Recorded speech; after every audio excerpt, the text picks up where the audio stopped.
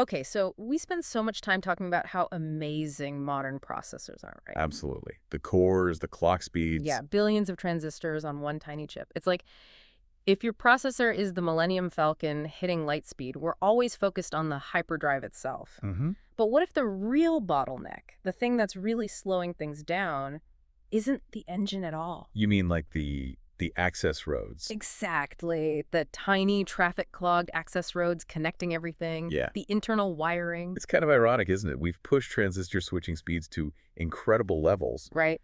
but the performance gains are just getting eaten up by the physical limits of the wires connecting them. It's like this hidden crisis in computing. And that's what we're diving into today. We're unpacking a really comprehensive review published in Science. It's called Addressing Interconnect Challenges for Enhanced Computing Performance. Yeah, this is a great one. It brings together work from researchers like Joon-Sik Kim, Jonghyun Kim, Daejin Yang, Zhou Shim, Luing Hu, Chang-Sik Lee. And the corresponding authors are Dr. Juan Kim from MIT and Sang-Won Kim from the Samsung Advanced Institute of Technology.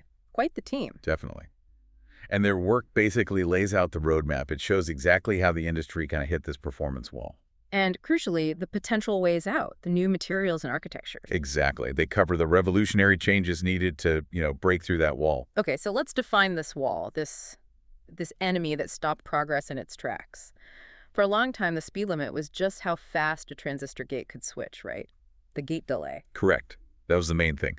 But now the limitation is all about how long it takes a signal to actually travel across the wires. That's the resistance capacitance delay, RC delay. That's the one, RC delay. And what's really fascinating is the timeline they trace in the paper. When did it take over? Well, this RC delay actually overtook the transistor delay way back around the 180 nanometer node era. Think late 90s, early 2000s. Wow, that long ago. Yeah. And then by the time we got down to the 65 nanometer node era, maybe mid 2000s, Okay. the maximum operating frequency, the clock speed of microprocessors, Hmm. it basically hit its ceiling. It just couldn't get much faster because of this interconnect delay. That's huge. So for the better part of 2 decades, any speed boosts we've felt haven't really been from raw speed improvements. Largely, no. It's been clever engineering, architectural tricks, more cores, basically workarounds to compensate for these sluggish internal wires. Okay, so let's unpack why. Why are the old wires, specifically copper, failing us now that they're so incredibly tiny? Well, it really comes down to the physics of scaling things down so small. We kept shrinking the copper interconnects to match the shrinking transistors. Which seemed logical. Right.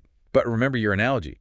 We made the electrical highway wider, more transistors, more lanes, Yeah. but the exit ramps, the wires connecting them, they became these tiny, bumpy dirt roads with huge resistance. So copper works great when it's like a big pipe, but not when it's a tiny straw. What happens at that nanoscale?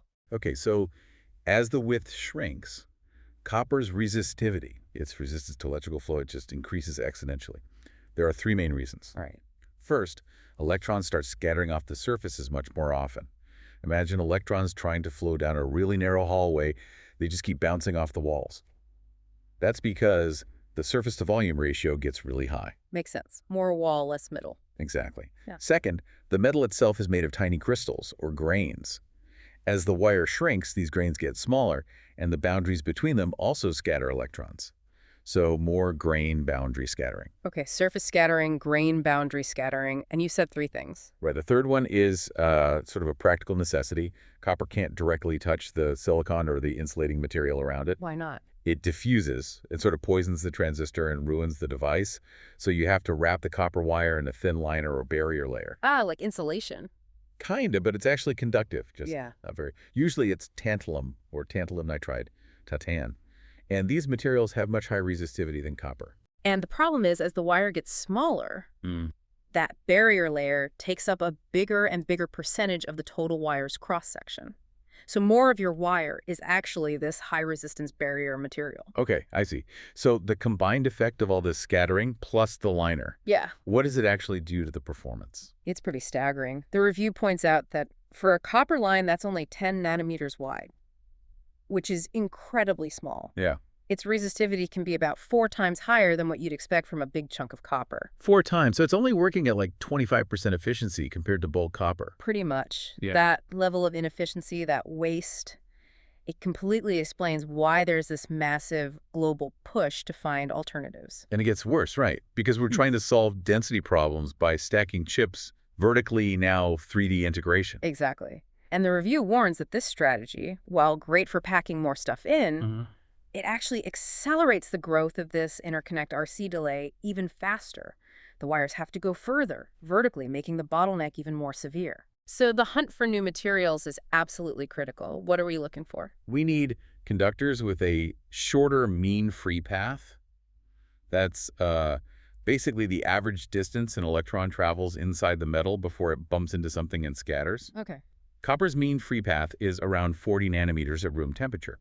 If you find a material where electrons naturally scatter more often over shorter distances. Then shrinking the wire doesn't make things proportionally that much worse. Precisely. The detrimental effect of shrinking the physical wire size becomes smaller.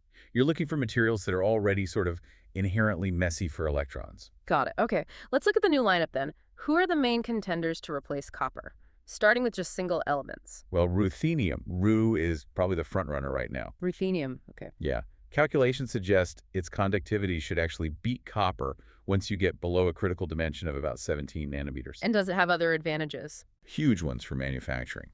It seems to have the potential for barrierless integration.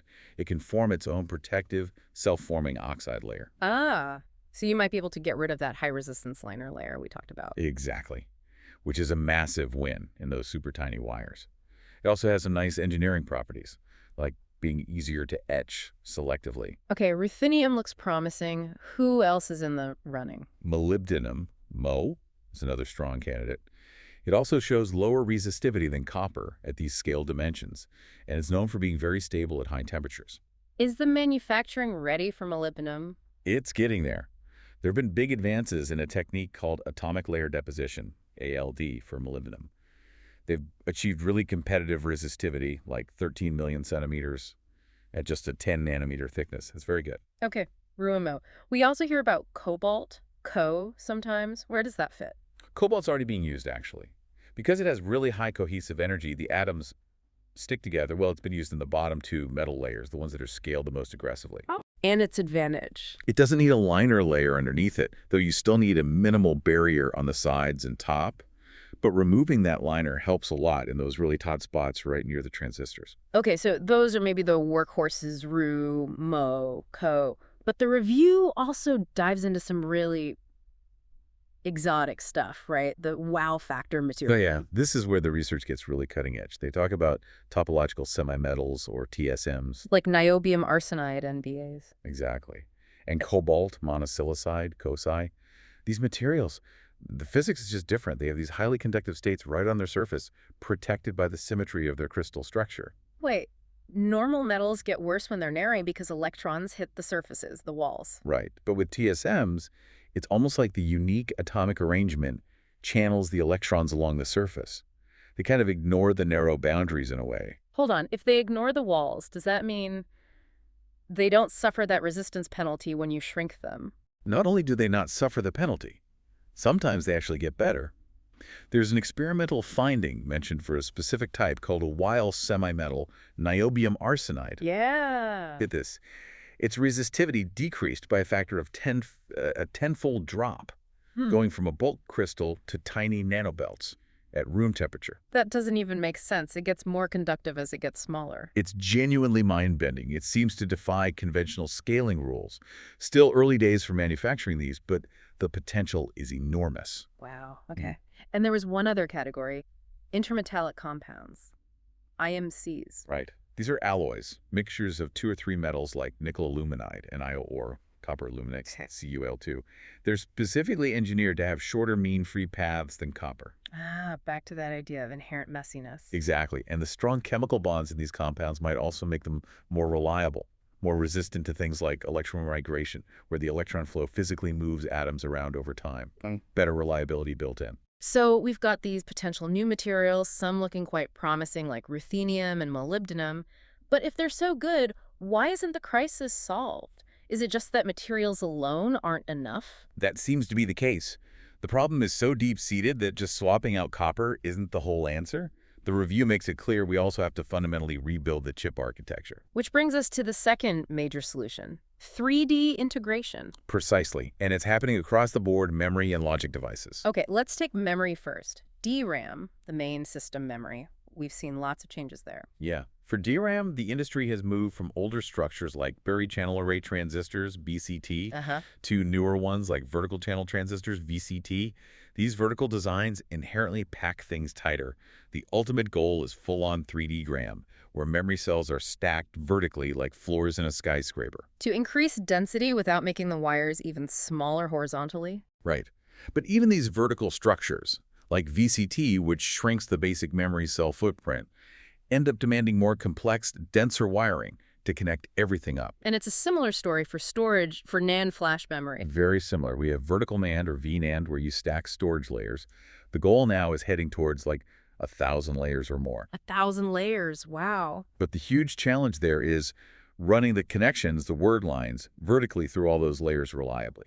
Traditionally, that's been tungsten W. And tungsten has issues. It does at these scales, especially needing barrier layers. So again, materials like molybdenum and ruthenium look promising because they might be integrated without those failure-prone barriers, making those tall vertical connections more robust.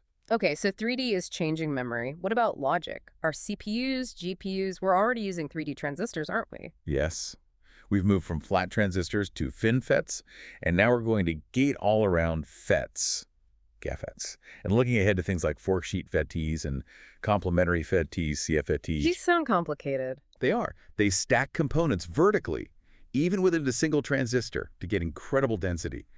But guess what? More density means? Denser, longer, and finer signal interconnects than ever before, which just makes that RC delay problem even worse for the signals. So what's the architectural fix for logic? This is where one of the most potentially revolutionary changes comes in. Moving the power delivery network, the PDN. Moving the power lines. Exactly. Delivering power efficiently is a huge issue.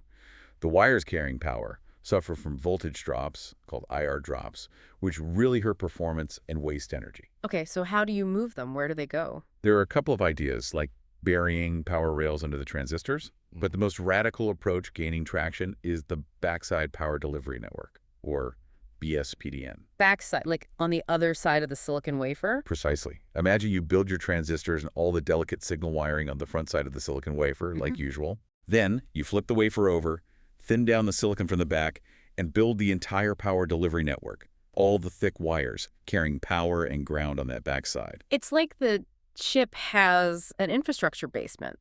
Like the Stranger Things upside-down world, but for power lines. Exactly.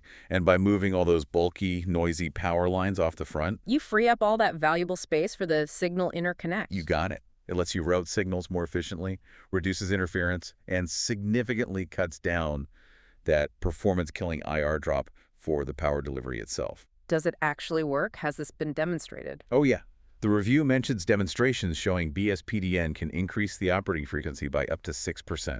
In a world that hit a frequency ceiling years ago, getting another guaranteed 6% boost just from rearranging the plumbing.